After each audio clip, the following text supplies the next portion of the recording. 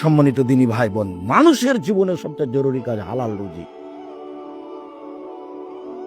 শ্বশুরের কাছে টাকা নিয়ে জীবিকা নির্বাহ করবেন না। ও কথা পুনরায় বলা লাগবে না, শতবার বলেছি যে যৌতুকের টাকা দিয়ে চাউল কিনে ভাত খেয়ে ইবাদত কবুল হবে না। ভিক্ষা করা টাকা দিয়ে চাউল কিনে ভাত খেয়ে ইবাদত কবুল হবে।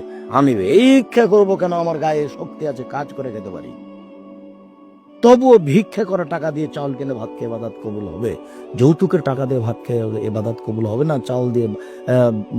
চাউল কিনে ভাত খেয়ে ইবাদত কবুল হবে না।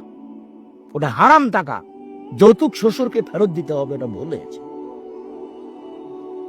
আর আগামীকাল সন্ধ্যা হতে হতে এই ছেলে, তোমাকে বলেছি শতবার, তোমার বাপ যেন তোমার ফুফুকে জমি ফেরত দেয়, হিসাব করে ভাগ করে দেয়। আগামীকাল সন্ধ্যা হতে হতে আপনি বোনের জমি দিয়ে দিবেন। আপনার বাপ মরা 10 বছর হলো। বোনের জমি মানে পরের জমি। পরের জমি খান কেন? শরম হয় না? আপনার ভাগ্য আল্লাহ লিখে দেননি?